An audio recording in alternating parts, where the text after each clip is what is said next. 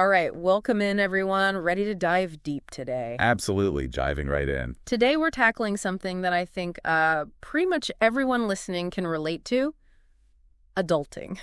It's one of those things, right? You think you're ready for it, and then bam, it hits you. And not always in the most glamorous ways, right? Forget those perfect Instagram feeds. We're talking about the nitty-gritty, sometimes hilarious, often confusing reality of, well, just growing up. Yeah, it's like that instruction manual they forgot to give us. Exactly. So for this deep dive, we've been going through this fascinating collection of personal reflections. It's called The Struggles of Growing Up.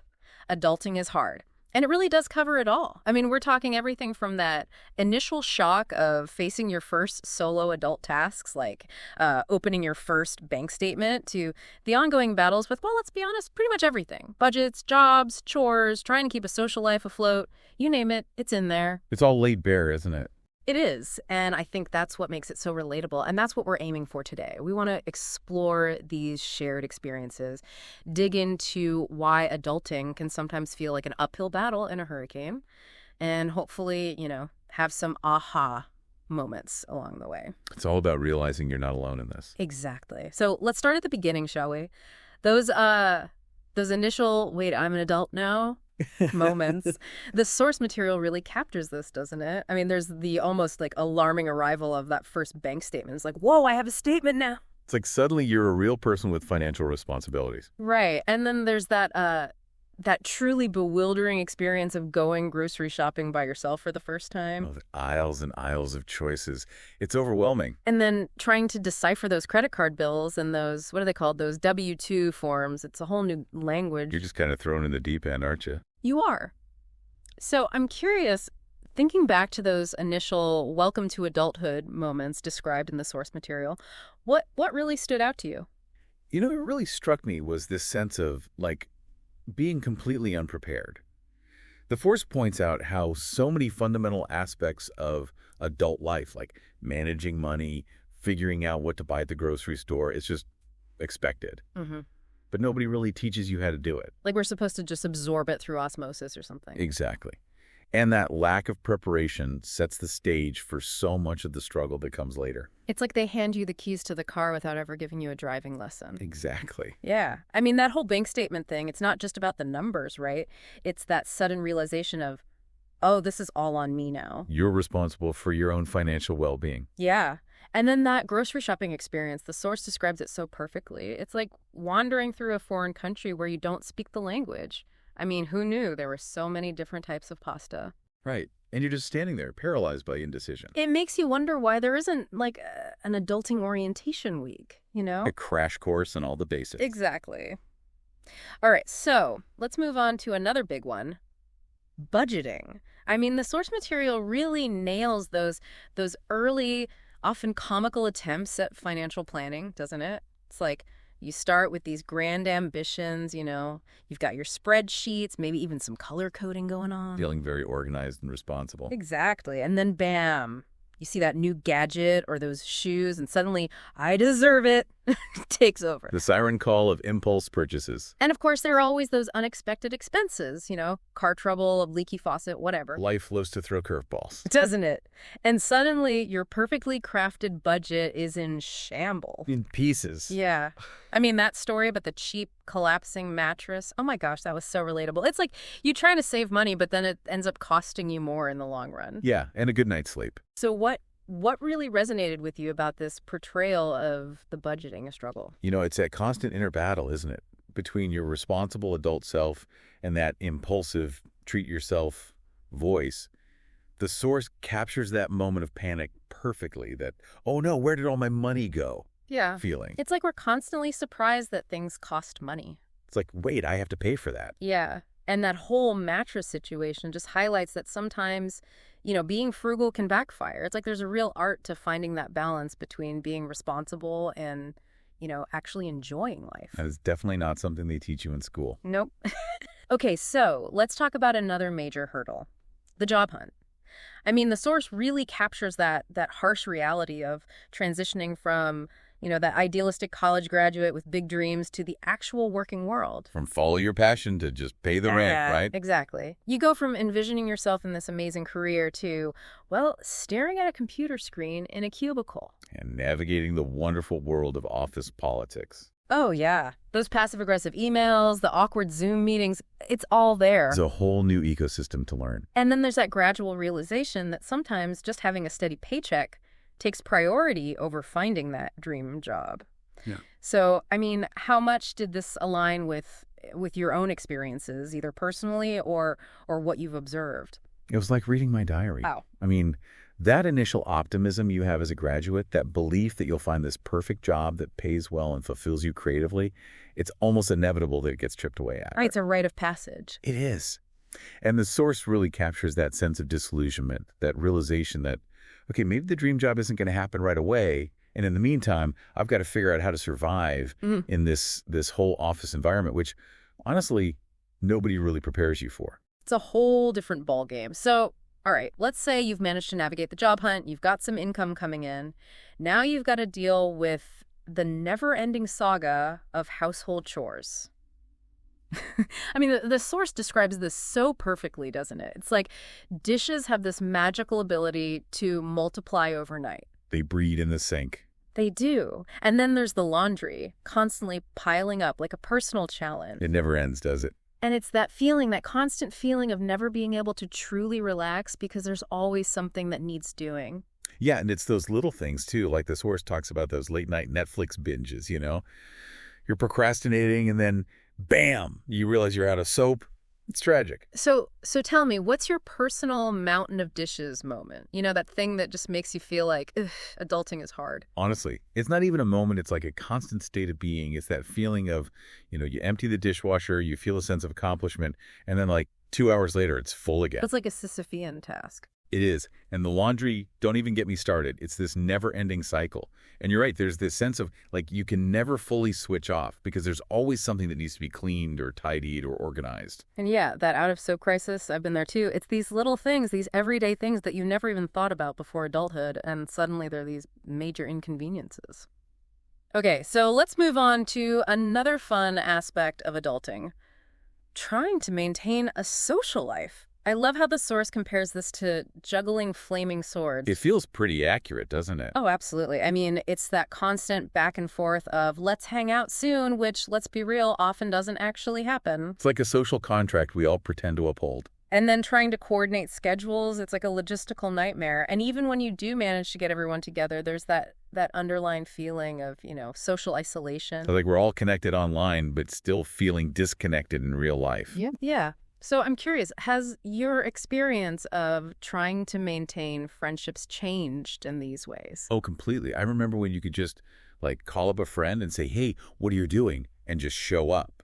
Now it's weeks of planning, multiple text messages, and even then someone inevitably has to cancel. It's like you need a project manager just to schedule a coffee date. It's true. And that let's hang out soon phrase, it's become this empty promise. Deep down it might be months before you actually see that person. It's sad, in a way, but the source really captures that struggle of wanting to maintain those connections, but feeling like the realities of adult life just constantly get in the way.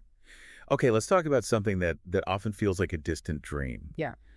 Self-care.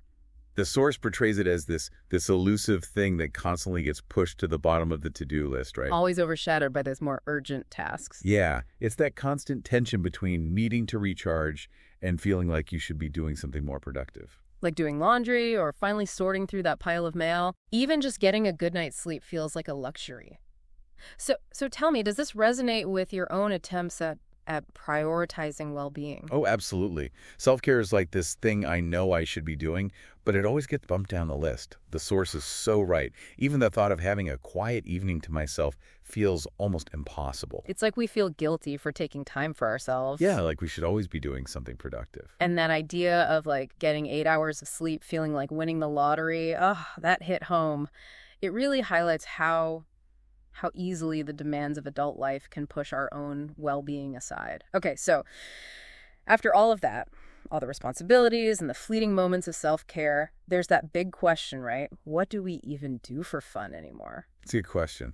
And the source really dives into that that struggle of defining and finding fun as an adult, contrasting it with how easy it was as kids. When you think about it, fun as an adult often feels so planned. Yeah, and sometimes even forced. And it's easy to fall into that trap of just like passively scrolling through your phone, you know? Because you're too tired to do anything else. Exactly. And then there's that pressure to have these like elaborate Instagram-worthy fun experiences, which can actually just add more stress. It's like, is it even fun if you don't post about it? Right.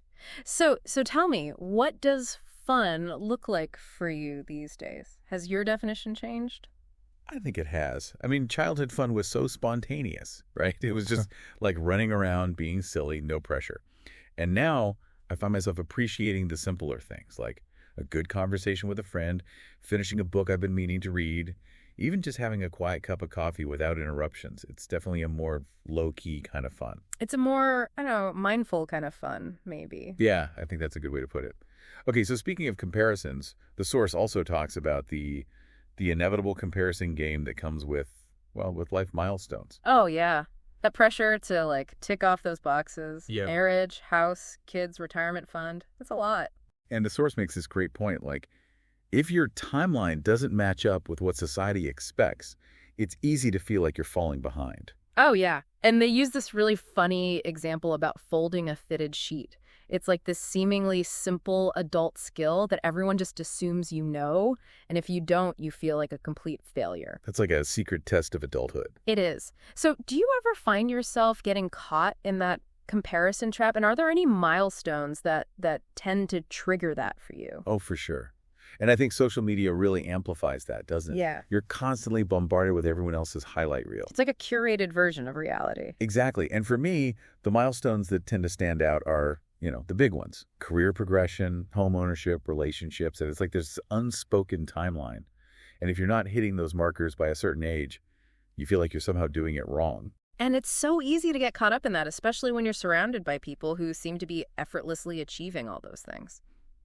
Okay, so as you're, navigating those milestones or maybe choosing a different path altogether, there's also the whole evolution of romantic relationships in adulthood. Mm-hmm. And I love how the source describes this shift from like those early romantic gestures to something that can feel more like running a small business together. Relationship LLC. Exactly. It's like suddenly you're discussing chore charts and budget allocations for date night. It's less about grand romantic gestures and more about, like, practical teamwork. Yeah. So what aspects of navigating adulthood as a couple do you find most notable or maybe most surprising? I think it's the increased emphasis on, like, the practical side of things. It's not just about romance anymore. It's about, like, working together to manage the day-to-day realities of life. Who's doing the laundry? How are we splitting the bills? Are we on the same page about our future goals? It's like a constant negotiation. It is. And sometimes I think that can overshadow the more spontaneous romantic aspects of the relationship. Like you have to be really intentional about maintaining that spark. Exactly. Okay, so we've talked about finances, jobs, chores, social lives, relationships. But there's another layer to adulthood that often catches people off guard. And that's all the unwritten rules. Oh, yeah. Those unspoken social norms that nobody tells you about. The source material does a great job of unpacking these, from punctuality to remembering birthdays to how clean your house should be. It's like a whole secret code. It is. And if you don't know the code, it can be really awkward. You're constantly worried about committing some social faux pas. So tell me, have you ever encountered any of these unwritten rules in a particularly memorable way? Oh, yeah, all the time. Yeah. I mean, the punctuality one is a classic, right? You don't want to be late, but arriving too early can also be weird. It's a delicate balance. And then there's the whole birthday thing. It's like constant low-level anxiety. Did I remember everyone's birthday? Did I get them a good gift? And the gift can't be too expensive, but it can't be too cheap either. Exactly. And then there's the house cleanliness thing. Like, how clean is clean enough? Nobody really tells you, but everyone seems to have an opinion. It's like a minefield of unspoken expectations. It really is. And it all just adds to the overall feeling of, like, you're constantly being judged on your ability to adult correctly. Which, let's be honest, none of us really know how to do. Okay, so one last thing I wanted to touch on, because I thought this was really interesting. The source material talks about this idea that that the midlife crisis isn't just for middle-aged people anymore. Right. Apparently, it can start hitting as early as your mid-20s or early 30s. Which, I mean, it makes sense in a way, right? There's so much pressure on young adults these days to have it all figured out. And social media doesn't help, does it? Not at all. It's like a constant stream of everyone else's successes, which can make you feel like you're falling behind. Yeah, and I think this early midlife crisis comes from that disconnect between expectations and reality. It's that moment when you realize that the path you thought you were on might not be the right one, or that maybe you don't even know what the right path is. It's a lot of self-reflection and sometimes a bit of panic. It's like, wait, this isn't what I signed up for. Yeah. It's like that moment when you realize that adulthood isn't this clear-cut linear path that you maybe imagined it to be. So as we wrap up this deep dive into the wonderful world of adulting, I think the main takeaway is that you're not alone in this. I mean, this source material really highlights just how universal these struggles are. Absolutely. It's like a giant collective sigh of relief. Right. And the humor in the source material really underscores that, you know? It's like we're all in this together trying to figure it out as we go. And sometimes the best thing we can do is just laugh at the absurdity of it all. And hopefully learn from each other's mistakes. Exactly. And for those of you listening who value gaining knowledge quickly and efficiently, I hope this deep dive has been helpful. We tried to, really distill the key points from the source material and present them in a way that's both informative and hopefully entertaining. Because let's face it, adulting is serious business, but it doesn't always have to be serious. Right. So as you continue to navigate the ongoing adventure of adulthood, we'll leave you with this thought. Considering all the unwritten rules and unexpected challenges we've talked about, what's one rule you wish was more openly acknowledged or maybe even explicitly taught? Maybe if we started talking more openly about these unspoken expectations, it would make navigating them a little bit easier. It's food for thought. And ultimately, the journey of adulting is, well, it's ongoing, right? It's a process of constant learning and adaptation. And there's no right or wrong way to do it. Exactly. So we encourage you to keep reflecting on your own experiences, maybe even share some of these funny, relatable moments with your friends. You might be surprised how much you have in common. And who knows, maybe by talking about it, we can make this whole adulting thing a little bit less daunting and a little bit more, well, fun. Here's to figuring it out together. Cheers to that.